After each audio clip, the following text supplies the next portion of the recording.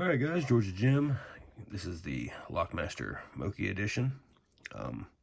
Before I get started, just want to make sure everyone's clear that I did not purchase this.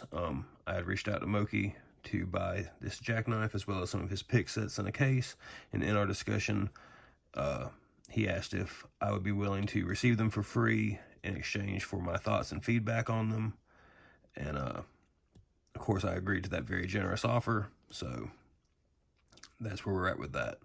If you don't know who Moki is a black belt lock picker from Germany, and he uses his experience as a picker to make some of the best production picks on the market, in my opinion.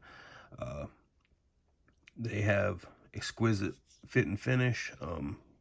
Before I show the picks, this does include two tensioners that slide into the handle as so. They lock up very securely. So now we'll get to the picks. With this Jackknife, you get 8 of Moki's profiles. The LockMaster company have their own version of the Jackknife, which does not include these profiles. So if you want these profiles, you have to get the Moki edition. And we can see that level of fit and finish and that level of polish on the picks, as you can see my finger very clearly with my ugly fingernails reflecting into the picks. I do my best to keep my face out of them and, you know, scaring anyone. But we get a half diamond. We get 5 different hooks.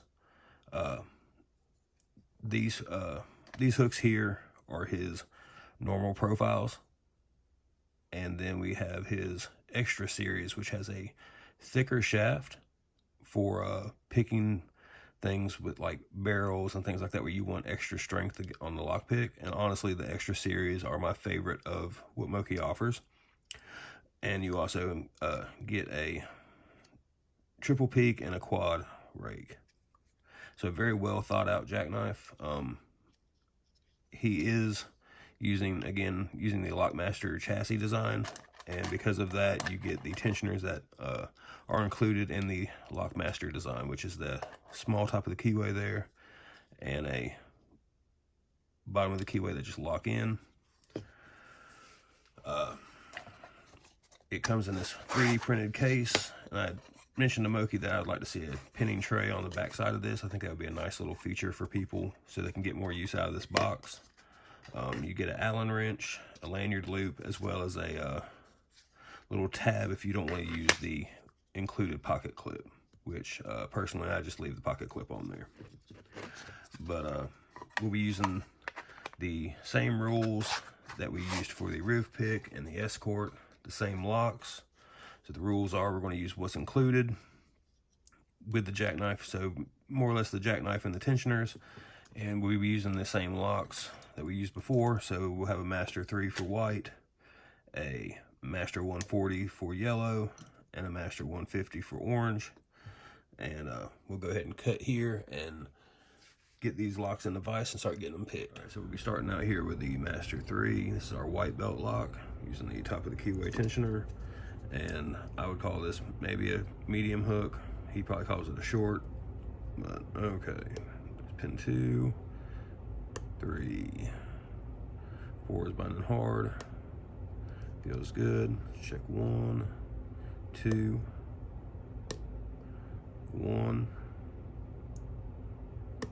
All right, we got that open. And then we'll move on to the Master 140 for yellow.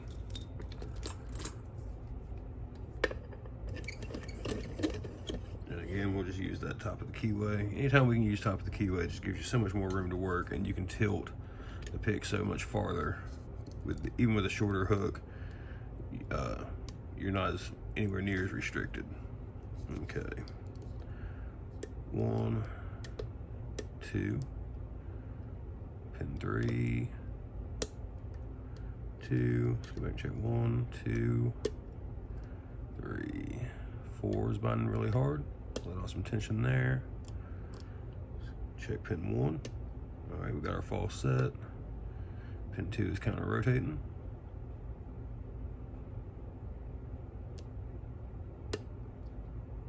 Pin 1.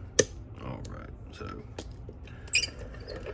That's the Master 140, and we'll finish up the white through orange with the Master 150, which is more or less a 140 with a 5-pin core. And I want a tension just to show you guys, those who aren't familiar, when you're using these kind of tensioners, a lot of times people have issues with them tilting. With larger padlocks like this, or when picking in a vise, you can tension this method, and it gives you that upward force on the tensioner, helps keep it in the lock and keeps it from tilting on you. All right, so there's pin 1, 2 is kind of rotating, 3 is kind of rotating. We just lost something. Let's check 1, 2. There we go.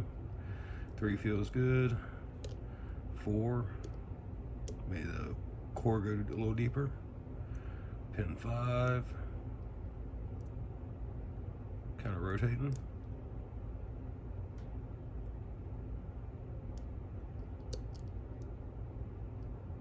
I think we got pin 5. Let's check everything else. There's 1, 2, 3 feels good.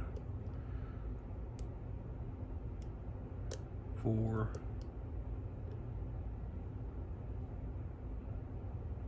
5. So we check 1 again. 2, 3, 4. There's 4, 5, 1,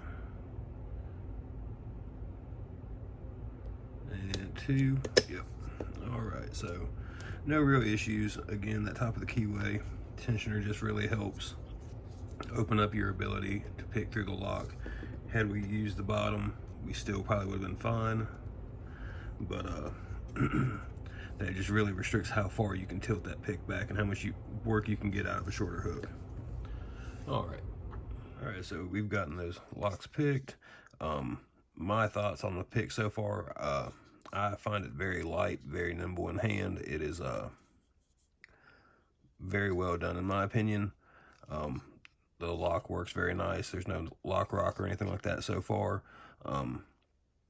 And really, I've struggled to figure out where people are telling me. I keep seeing it on the internet. You know, people are saying that these are hard to use. These are just jackknives in general, or they're very hard to use. They're unwieldy, they're uncomfortable, and things like that. And I just, so far in my experience, I've not had any issues. I don't know what they're using, but maybe if they try better quality tools, they'll get better quality results. But so far,